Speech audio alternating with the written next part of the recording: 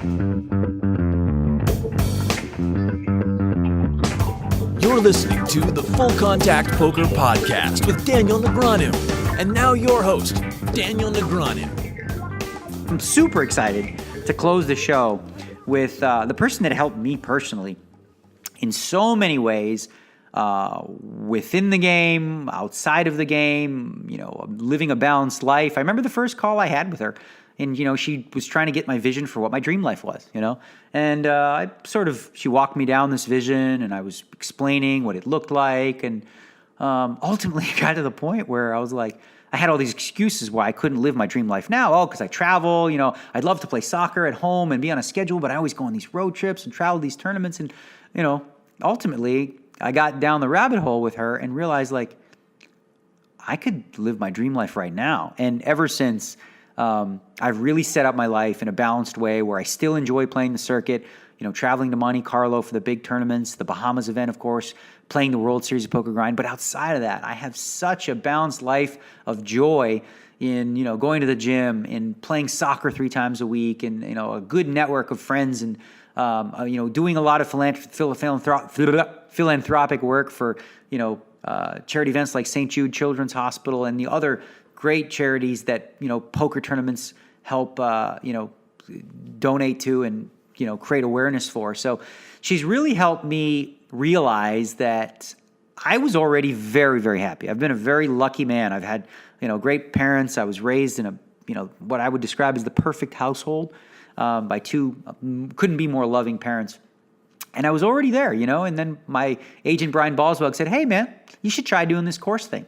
And it's like, it's pretty cool. I'm like, yeah, okay, cool, whatever. I don't know. I'm already happy. I don't need it. I'm good. I thought, but maybe it'll motivate me to get a 6-pack. That's literally as shallow as I was thinking when I decided to do this course. And I'm so glad I did the course because what it helped me realize is that while I was living a happy, content life, I could live such a much bigger life. I could make such a much bigger difference for other people. I could live my life in such a way to inspire others to dream higher, to reach for the stars, to not accept their circumstance as defining who they are, to jumping outside of that box. And it's honestly part of, and I talked about this before, we talk about a vision statement. My vision statement for my life, the vision statement for my life is essentially to live my life in such a way that inspires other people to live their dream life and reach for the stars. Because I tell you what, it juices me up. It's what drives me. It's where I find meaning in life. When I talk to somebody who is at a loss and they don't really have a vision, they're not guided, they just seem unhappy, whether it's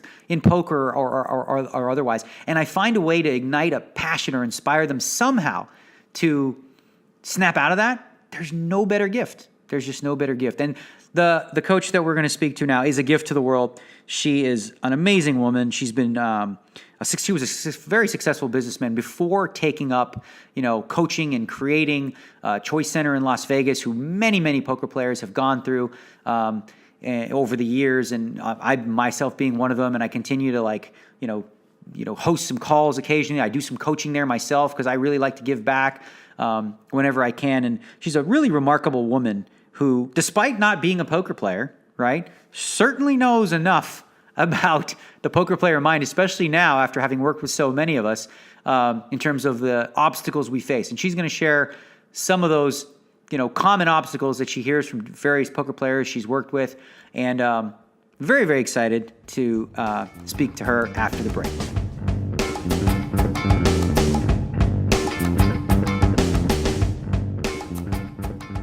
Well, thank you so much, Robyn Williams, for agreeing to do this. I know that you're a busy woman, spending 10 to 12 hours a day making a difference for people by coaching and all the busy stuff that you do. So thanks again for agreeing to be on here. Thank you, Daniel. I'm glad to be here with you. Okay, well, I just wanted to start right from the beginning, okay? So I know firsthand that you've coached very powerful CEOs in the business world, and, you've been involved with this for 20 years. How exactly did you become a coach for these types of people that have already had so much success in their life? Well, it all started when I went to a ChoiceCenter training 19 years ago, and I was invited by a friend to go, and I simply said yes, and it turned out to have been, it was at the time, I should say, one of the most impactful things I had ever done.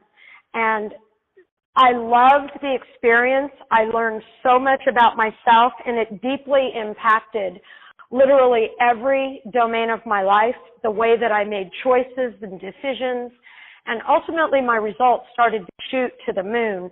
And I entered these trainings already successful. I owned 2 businesses. I had great relationships. Everything was really that this was a course on emotional intelligence that could have me expand and get bigger and better at everything I was doing. And once I finished that program, which took about 4 months, I decided that I wanted to become a facilitator, and it is a coaching environment, and I became a coach. And over the first, let's say, 2 years that we opened ChoiceCenter here in Las Vegas, I was being developed and trained by facilitators that came before me that had 25 to 35 years experience. So I was literally developed by people that were the experts in this field. And just over the years, as I was working in the different courses and coaching many different people in really all occupations, all age groups, all the diversity of people in life, this particular genre teaches us how to coach people from a very specific way, which is context versus content. And so that's the beginning of it. And I learned that I could coach anybody at any time. And Daniel, coaching all the different poker players has been a lot of fun, and of course a lot of fun with you. But I've always said that I would be confident to go and coach, the President of the United States, or sit in a meeting at the United Nations, because these principles just work for everybody, and they worked for me first. That's how I learned the value.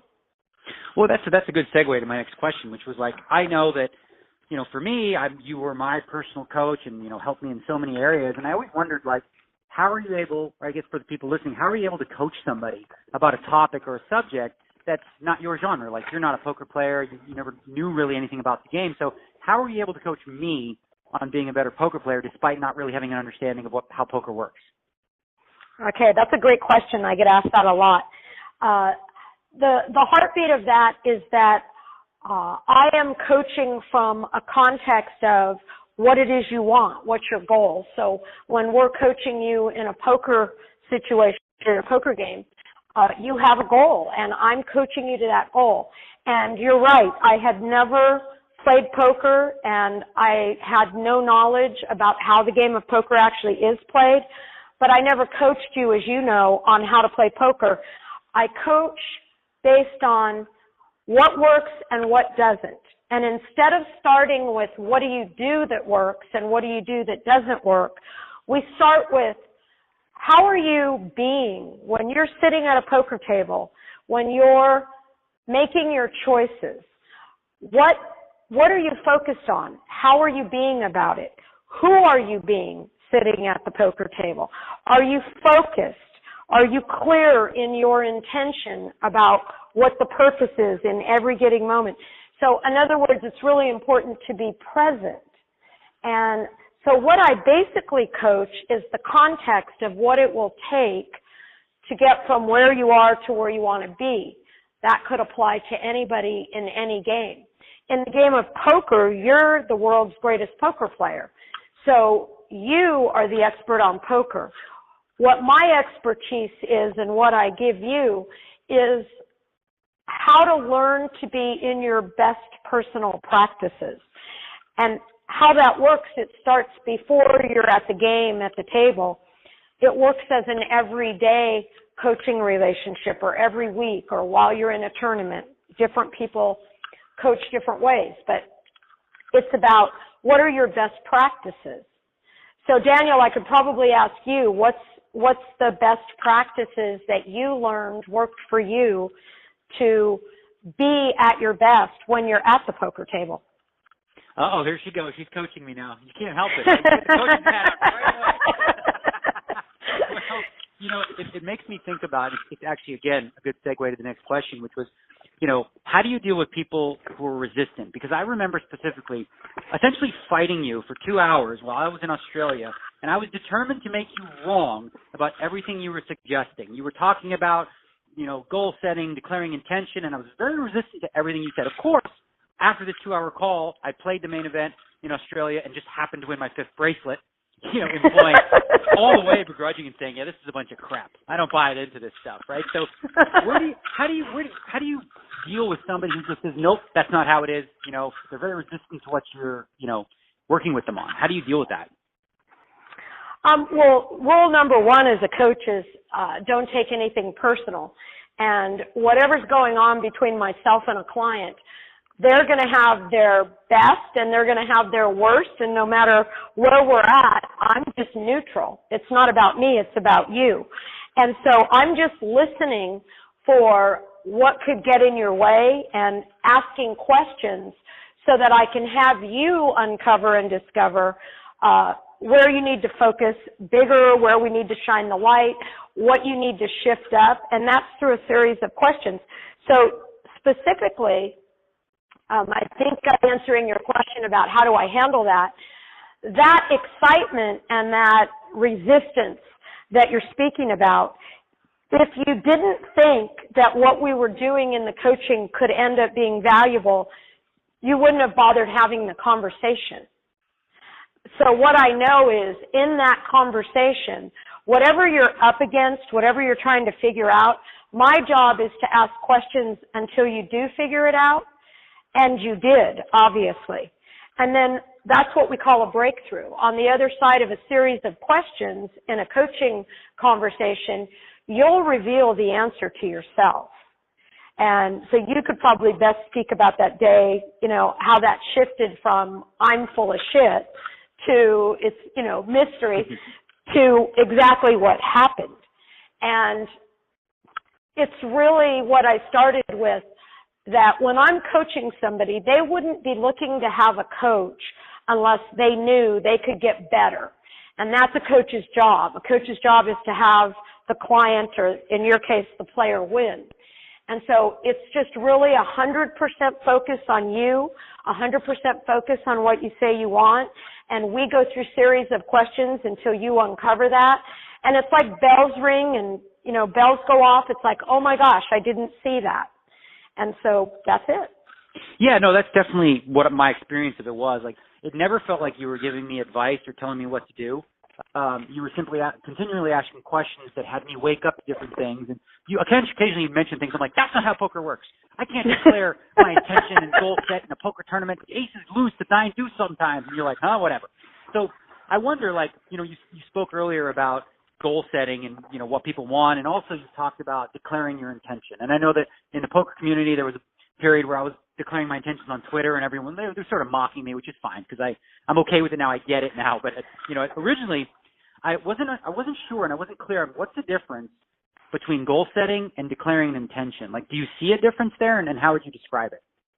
Yeah, there's a definite difference. So I'm sure that every poker player that goes to the table has a goal of winning, or they have a goal of placing, whatever it is.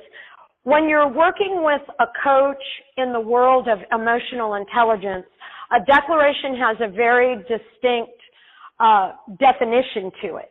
And that's that you're declaring something in an intentional energy that wasn't going to happen anyway. In other words, you're learning to focus your intention and all of your energy on that goal. So visualization is a really great part of making a good declaration. So it's something that probably wouldn't happen anyway. It's inspiring to you, and it's certainly stretchy, and it's accomplishing in the domain of extraordinary. And so in that context, that means that there's no evidence that says it's going to happen. When we need evidence, then that's a prediction. But in the domain of declaring, that's making a promise to yourself. You're really declaring this to yourself, that you're promising yourself you're going to use all your best practices, you're going to be focused, You're going to go in with laser focus, and you're going to use all of the best of you energetically as well to have that happen. And most of the time, people that are using declarations to accomplish, they realize that they're standing alone. You're standing there in a conviction that your declaration is going to happen. You don't need that evidence. You don't need agreement from other people. You're just standing in that. And also authority. So in other words, you don't need anyone to give you permission to step forward and do something extraordinary. You're giving yourself that permission. So I always say no evidence, no agreement, no authority, declaring something that is just outrageous. And then it's about going to work with your best practices, and it's energy. So if you think about all the extraordinary people that were around that have results like no one else, we could talk about Michael Phelps and his swimming career, Olympics. We can talk about you, Daniel, #1 poker player. You can go to any domain. Extraordinary people give themselves the authority and permission to create the extraordinary result. And again, a lot of this coaching is about beingness, the context of who I'm being. So when I make a declaration, I'm being clear, I'm being focused, and I'm being relentless until I've played that game out until the bell rings. Yeah. So I remember this being, for me, very difficult to wrap my head around. And this goes back to that conversation we had in Australia, because as a poker player, I remember, you discussing and other coaches discussing, declaring that I'm going to win the tournament, like declaring my intention to win the tournament. And I thought to myself, well, I can't control this. Like, I can play perfectly and still not win. And I remember the first couple times I tried this on and I didn't win the tournament, I kind of felt like more pressure and worse. And it's like coming back to coach and, my coach asking me what worked, what didn't work. And I'm like, what didn't work? It's like, I called with 9 deuce, okay? I had aces. I didn't do anything wrong. So I wonder, and how I sort of internalize this is, with goal setting, you have a very specific goal that you can work towards, that if you put into practice, you achieve your goal. Whereas declaring your intention, it doesn't have to be within my control. It's like my intention is to actually win the tournament, but if I don't win the tournament, how do I get over the idea that didn't I just fail? Like, didn't I just fail to accomplish what I said I was going to do? I love this question. And there's really no failure involved. When we're going after extraordinary results, we're not going to win 100% of the time. There's just nobody that does in almost any game. So we know that going in. And so it's about our best personal practices. Of course, if I coach somebody right before they walk up to the poker table, then they're not going to be at their best based on my coaching. These are practices that we're using, on an everyday basis. So if you'll remember, that's when you started learning how to meditate. You were journaling about what was working and what wasn't working. There's practices, breathing exercises are important. And of course, you can use that practice right at the table to center and focus yourself. So if I'm focusing on poker, and I'll answer the question that way, it's about doing your best because you're being the best version of yourself, completely ready to go, having taken good care of yourself, eating well, getting good rest, and all those practices, so that when you walk up to the table, you're literally at your best. And you are one of the best. You are the best poker player in the world, is what I say. So you had all that poker expertise. What we did was we worked on you being fully present and consciously using these practices of quiet meditation or breathing, both before the table and during. And when it ends up that you don't win, the way to use the experience to get better each time is to what we call debrief. So you very quickly learn to do that yourself, and you would ask yourself these questions. But a live conversation with a coach is the fastest and most direct way.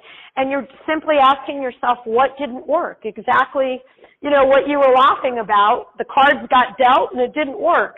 And you can't do anything about that. But what you do have full control over is how you manage yourself energetically and your practices. So you determine what didn't work for you, just simply answer that question, and then what did work for you. And we have a conversation about how to shift what didn't work in who you were being, how you were handling whatever was coming up. A lot of it is about reaction and response. And then what did work, you really want to imprint that and shine the light on that, because whatever's working about who you're being, you want to expand that.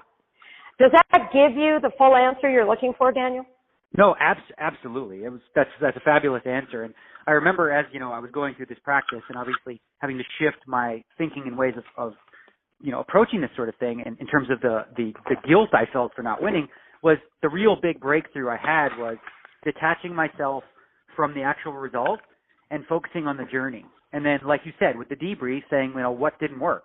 And if there was nothing there and I simply, did my best, then I look at that as a win, and it was a positive experience. I'm like, well, really? You know what? I prepared well. I did everything right. I made all the right decisions. Luck didn't happen to work out, but, I no longer feel like I failed to achieve a goal, because I actually did accomplish the goal. My goal was to make sure all my actions were in line with my intention. And if I've done that, that's a success whether I won the tournament or not. So yeah, absolutely. Now, you've obviously you've had a ton of poker players come through ChoiceCenter. The list is really, really long. And I'm curious, if you've noticed any sort of common obstacles among poker players that come through and do the full 100-day training at ChoiceCenter. Is there something specific that many of them, seem to come up against or resistant to, or whatever, or something along those lines? Yeah, I think so. It's kind of fun. The first thing that pops in my thought bubble when you say it is cell phones. Is that it seems as though I learned, I'm going back 4.5 years now when I started with a handful of all of you, and a big thing about the practices that I learned very, very quickly was a lot of players had their cell phones at the table, and they would actually talk to people while they were playing, not just on text. Distractions are really what I would point to. So I remember, we talked about this, of course, but it's really how we, in the distractions, cell phone would be number one, or what else did I find in common? I think one of the things I noticed right away is poker is not a team sport. Right. And so it's an individual sport. And the context or the conversation of players that play individual sports is different. But if you look at what it takes to play team, one of the things I noticed is that poker players like yourself, and there are some, who champion and cheer on others, who recognize that, even though it's not a team sport, but just being present at the game and in general in life, kind and acknowledging of other people. It's really an energy thing. So that produces a positive, empowering, inspiring environment, whether it's, one-on-one, two people speaking, or the whole table, or just in general the day at the poker game. I think one of the things I noticed is there was a lot of negativity that was in the context. And that would be one of the things that I would cover when I'd first start working with somebody, and have them realize that the entire experience of being in that poker game and having fun, it's a competition, it's a sport. If we actually have an empowering conversation about everybody at the table, or kindness and generosity, that means that's the energy that we're operating in. And things like the cell phone is an easy fix. You just turn it off and put it away, and you don't let it distract you. But how you're being about the negativity or the positivity, that shifts the entire experience, because the same game is going to be going on. The same game is going to be played. But if I'm sitting there in a positive, inspiring energy with an intention that this is going to be an enjoyable day and I'm going to win the game, that's a different energy. And I would say that's one of the the consistent notices that I had. There's something really powerful about what you said, because, I think about poker and you talk about it as being an individual sport. And I think as a result of that, most poker players are focused in. They're focused in on what they're dealing with. So like they take a bad beat, that's the end of the world. Their level of their ability to see past anything other than what affects them personally doesn't exist. And from what I'm hearing you say is that's not necessarily the happiest platform to come from. And if you can shift that into a more positive mindset, you're focusing less on the negative things that are happening to you, the bad beats or the bad luck, and focusing more on just enjoying the experience and being present to it. Does that make sense? Yeah, it absolutely makes sense. And once, like you're talking about a bad beat or you don't place where you want to, it's also about letting it go. And when you're focused out and enjoying the whole experience and you play your best, like you say, that's a winning game. And then the ability with a coach to let it go. When you're going through your debrief about what worked and what didn't, part of that process is letting go of everything exactly the way it was. We can't change what's already happened even 2 minutes ago, but we can use it as a learning tool and then forward that energy. And in what you're referring to as focused out platform, that's just a bigger, more enjoyable way to live life.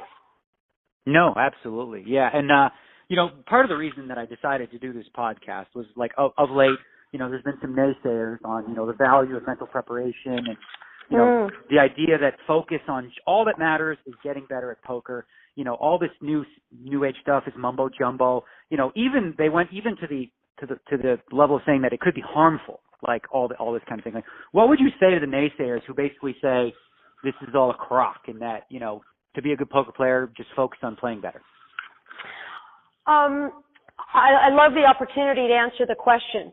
One of the people that I've actually met through all of you at the poker world is Michael Phelps. And if we look at Michael or any Olympian, they focus on mental preparation.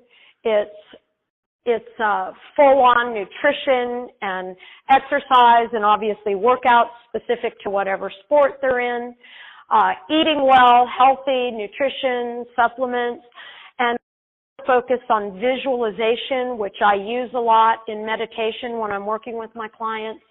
So everything that an absolute star athlete practices and has access to, and it's my experience that out in the world, all of the top athletes are using these techniques and these practices. It just makes sense to me that it would work for the sport of poker or any other endeavor in life. Like, it just makes sense. They're at the top of the game. So I do see, when I'm in the big poker tournament rooms, I see a lot of people that don't look very healthy, that look like they haven't slept, or that maybe they don't eat well, maybe they don't work out. And when I look at the top players in the world as I've met them, they all look like they're top players in the world, at least most of them that I've met. Mm-hmm. So, yeah, that leads me to my final question, then I'll let you go. And, for me, the coaching that I got from you is something that I certainly would have paid $1 million for, because it was instrumental in me having a major shift in terms of how I perceive myself and my ability to succeed. Part of the process through ChoiceCenter was the leadership portion, which is like the 100 days of, getting coaching and having like a weekly roadmap and what we call a PSP, which is a personal strategic plan. Can you because obviously, you talked about intentionalizing, like winning tournaments, but clearly you have to put some work into this. So what is it? What exactly is a PSP, and how do you set that up for success? Okay, great question. A PSP, a personal strategic plan, is your blueprint for the goals that you have. So you start with the end result, and you with whatever that is. Let's say, Daniel, you declared that you wanted to have a six-pack, so it was a health and fitness goal. Yeah. And that was your big, juicy goal, I think, when we started the conversation. Yeah, and I got one. It's just hiding behind a slight layer of But easily shifted, Daniel. And then you map out the roadmap. So you map it out by the week. And what do you have to accomplish each week? So in the leadership program, we know that people have to accomplish 10 to 15% of that goal on a weekly basis. And we teach people how to map it out and then be very specific. What are the actions? You know, what prices are you going to have to pay? What are you going to have to give up? So when you're going after a six-pack, your diet has to be very specific. Your workout has to be very specific.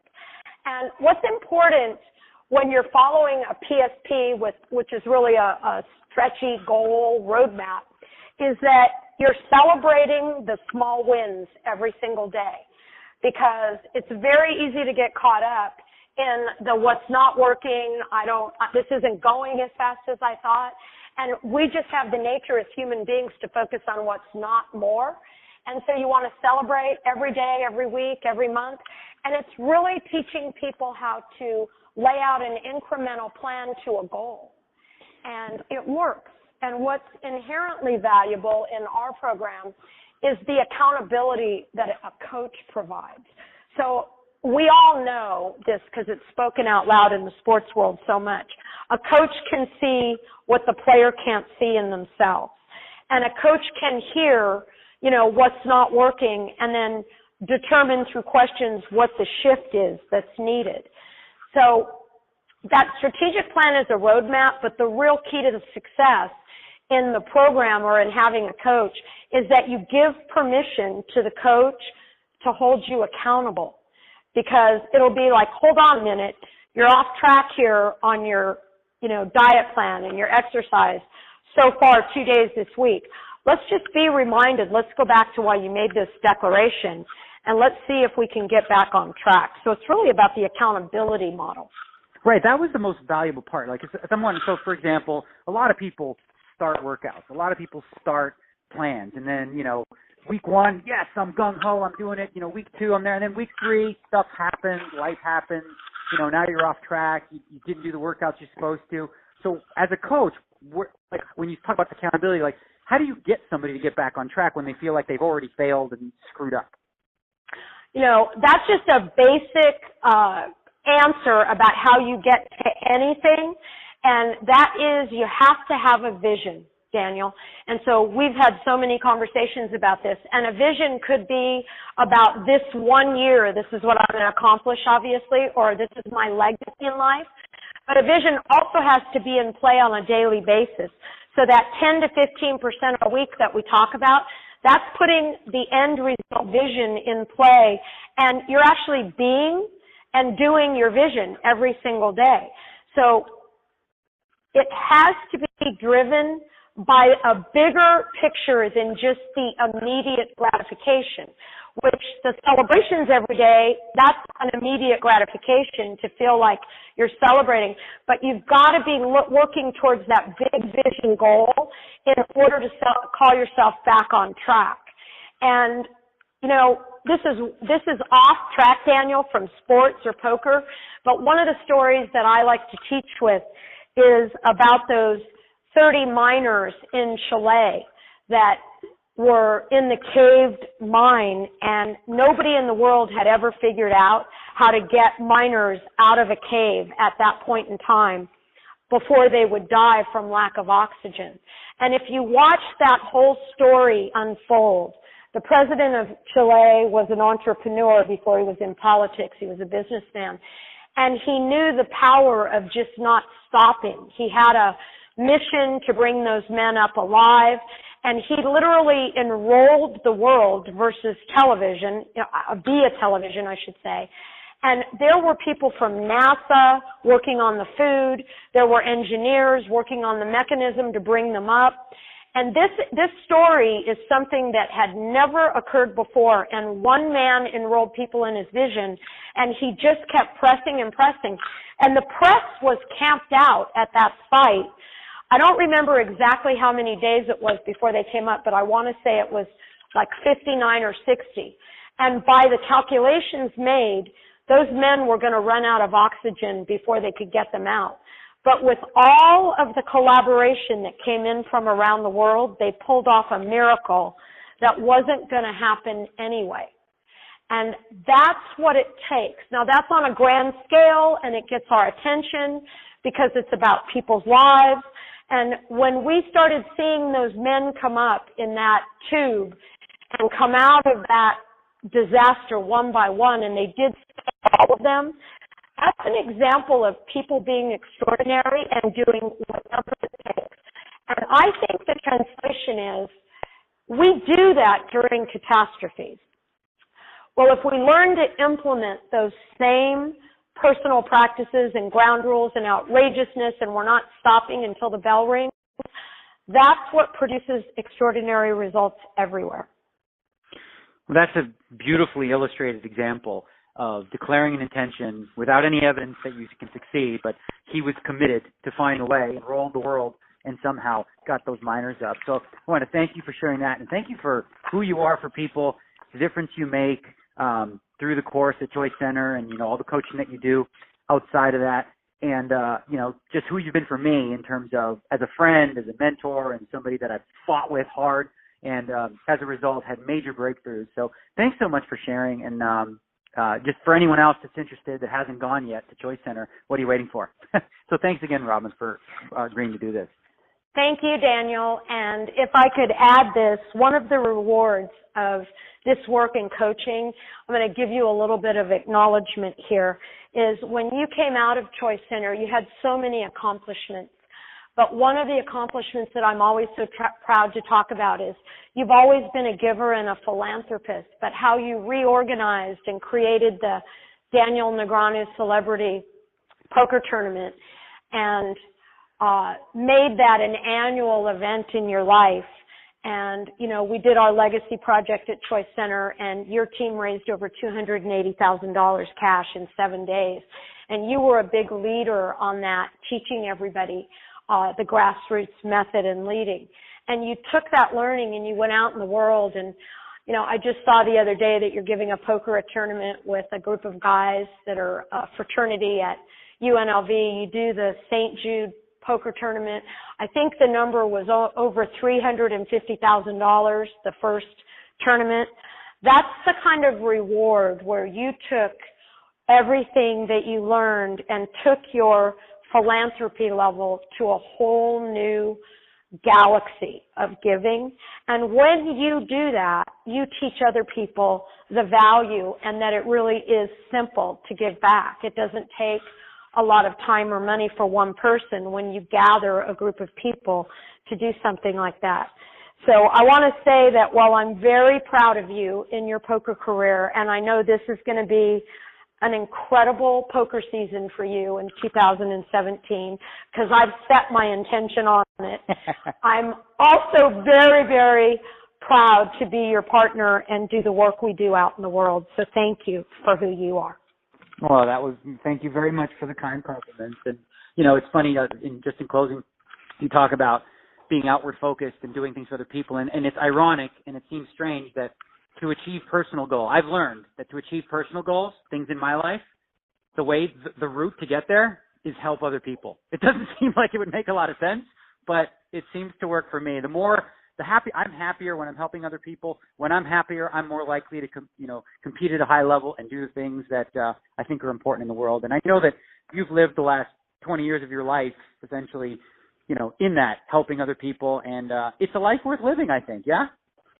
I think that's exactly what it is. It's a life worth living in a world that works. All right. Well, thanks again, Robyn. I really appreciate it. Okay, Daniel. Love you. Love you too.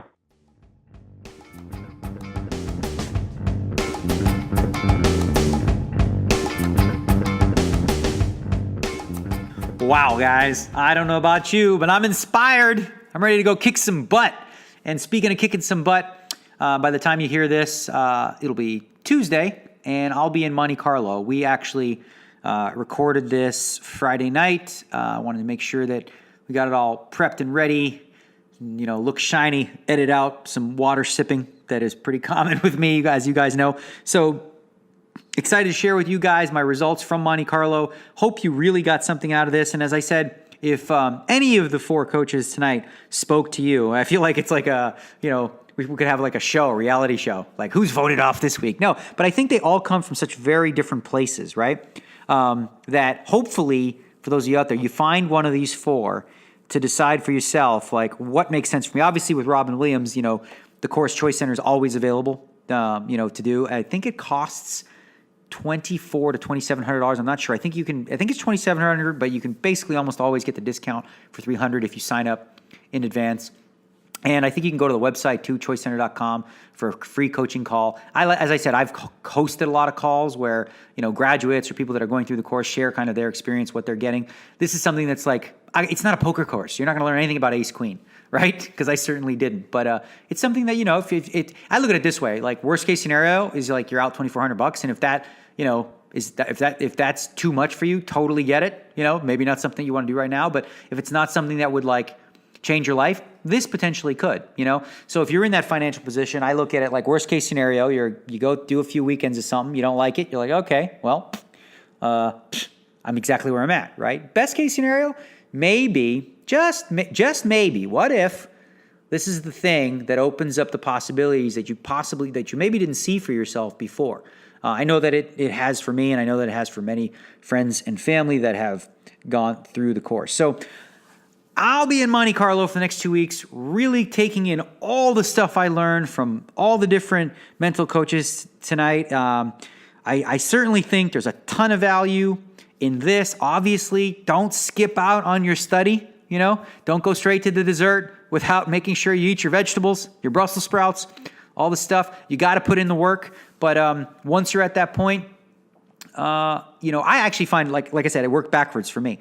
The mental coaching or the mental preparation is what made me study better, because I was much more rigorous with my study plan because I had one, right? And again, that was something that, Robyn Williams helped me with. And if you're already really good at that, you're really organized with your study, maybe somebody like an Elliot Rowe, hypnosis, something like that. If you want to work with somebody one-on-one, you've got Tommy Angelo. Then, of course, you've got, Jared Tendler, who's, got tons to offer as well. It's such a great lineup. I mean, I really like every one of these people. And I had a blast with this podcast. Hope you guys keep this one, come back to it, listen to it, take up all these people and all the free stuff they were giving you. Because I know throughout, everybody's saying, hey, I got free this, free that.